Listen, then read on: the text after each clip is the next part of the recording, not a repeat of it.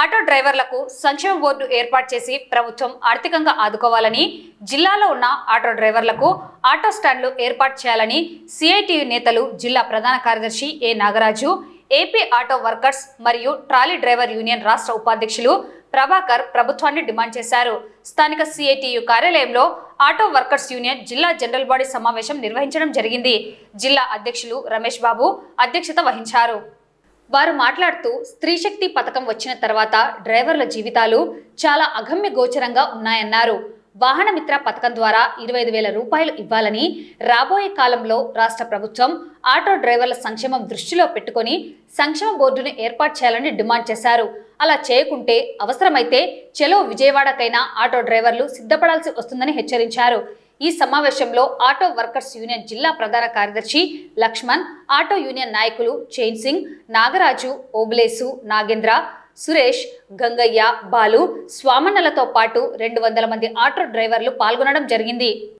ఈరోజు రాష్ట్రంలో, దేశంలో ప్రయాణికుల్ని తమ గమ్యస్థానాలకు చేర్చడం కోసం ప్రభుత్వం ఉపాధి ఇచ్చినా ఇవ్వకపోయినా తమ సొంత డబ్బులు ఖర్చు పెట్టుకొని ఆటోలు కొనుగోలు చేసి ప్రయాణికుల్ని తమ గమ్యస్థానాలకు చేర్చే దాంట్లో ట్రాన్స్పోర్ట్, అందులో ఆటో కార్మికులు ముందుంటారు.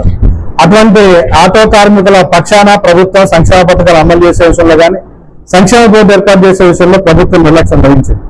ఈ నిర్లక్ష్యానికి తోడు ఈరోజు కేంద్ర ప్రభుత్వం రోడ్ సేఫ్టీ బిల్లుని బలవంతంగా డ్రైవర్ల మీద రుద్ది, ఈ డ్రైవర్లని ప్రమాదం జరిగితే ప్రమాదానికి కారకుడు డ్రైవరే, ఆ ప్రమాదం జరిగిన డ్రైవర్ కారకుడు కాబట్టి డ్రైవర్కి యావజ్జీవ కారాగార శిక్ష విధించాలని చెప్పే పద్ధతిలో సేఫ్టీ బిల్లులో ప్రవేశపెట్టడం జరిగింది.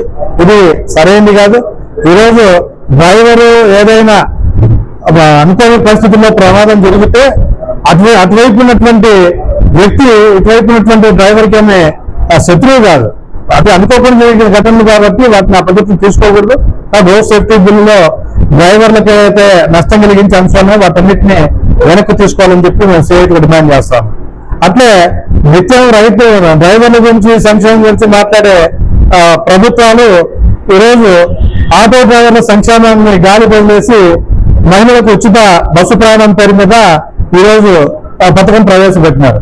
ఈరోజు ఆటో డ్రైవర్లు ఎవరు మహిళలకు ఉచిత బస్సు ప్రయాణాన్ని వ్యతిరేకించట్లేదు. అది సేమ్ టైం అదే సమయంలో ఆటో డ్రైవర్ల ఉపాధికి గండి కట్టే పద్ధతిలో ప్రభుత్వం చర్యలు తీసుకుంది కాబట్టి ఈరోజు మహిళలకు ఉచిత బస్సు ప్రయాణం కల్పించినందుకు 6,000 కోట్లు 10,000 కోట్ల రూపాయలకు భారం పడుతుంది. అయినా మహిళల కోసం చేస్తా ఉందని చెప్తా ఉన్నాం.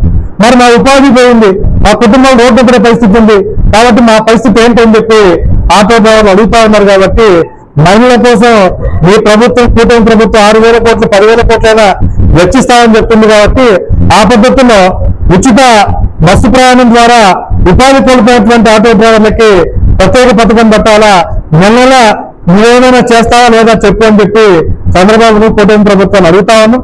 ఇప్పటికే మహిళలకు ఉచిత బస్సు ప్రయాణ పథకం వచ్చిన తర్వాత ఆటో వాళ్ళని నేను ఆదుకుంటా అని చెప్పాం. ఏం ఆదుకున్నాం? కాబట్టి ఈ నెల గడువు ఇస్తా ఉన్నాం.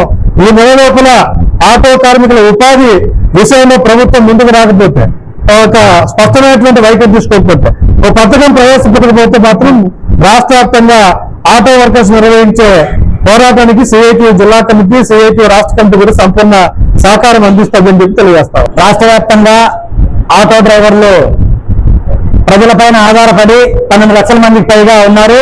వీరిపైన ఆధారపడినటువంటి కుటుంబ సభ్యులు దాదాపుగా 25 లక్షల మందికి పైగా ఉన్నారు. అటువంటి రంగాన్ని నిర్వీర్యం చేసేలాగిన కూటమి ప్రభుత్వం అధికారంలోకి వచ్చిన తర్వాత సూపర్ 6 పథకంలో భాగంగా మహిళలందరికీ ఉచిత బస్సు ప్రయాణాన్ని అమలు చేయడం జరిగింది. అయితే ఉచిత బస్సు పథకానికి ఆటో డ్రైవర్లు వ్యతిరేకం కాదు. అయితే ఉచిత బస్సు ప్రవేశపెట్టడం ద్వారా ఆటో డ్రైవర్ల జీవన మనుగడ గురించి ఆలోచన చేయకుండా నిర్లక్ష్యం చేయడం సరైనది కాదు. ఆటో డ్రైవర్లను ఆదుకోవడం కోసము గతంలో వాహన మిత్ర పథకం ద్వారా సంవత్సరానికి ఒక 10,000 రూపాయలు ఇచ్చి అరకొరగా లబ్ధి చేకూర్చేటువంటి అవకాశం ఉండేది. ఈ ప్రభుత్వం వచ్చిన తర్వాత పూర్తిగా పథకాన్ని ఎత్తివేసి ఆటో డ్రైవర్ల పైన చలానాలు, జరిమానాల పేరుతో పెద్ద ఎత్తున ఈరోజు వాళ్ళపైన భారాలు వేయడం జరుగుతుంది. అంతేకాకుండా అనుకోకుండా జరిగేటువంటి యాక్సిడెంట్ల ద్వారా ప్రభుత్వము ఆటో డ్రైవర్లను జైళ్లకు పంపేటువంటి విధానాన్ని మానుకోవాలా.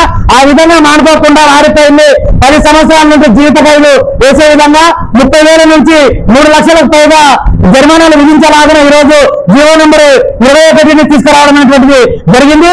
కాబట్టి రాష్ట్ర ప్రభుత్వం వెంటనే జీవో నెంబర్ 21ని పూర్తిగా రద్దు చేసుకోవాలి. అదేవిధంగా వాహన మిత్రులను పునః పథకాన్ని ప్రారంభించి ప్రతి ఆటో డ్రైవర్ కు డ్రైవింగ్ లైసెన్స్ ఉంటే ప్రతి ఒక్కరికి కూడా 25,000 రూపాయల సంవత్సరానికి ఇవ్వాలని చెప్పేసి వారి కుటుంబంలో ఏదైనా యాక్సిడెంట్ జరిగితే ఆ కుటుంబాన్ని ఆదుకునే విధంగా సంక్షేమ బోర్డును ఏర్పాటు చేయాలని చెప్పేసి ఈరోజు ఆటో డ్రైవర్లందరూ కూడా రోడ్డుపైకి రావడం జరుగుతుంది.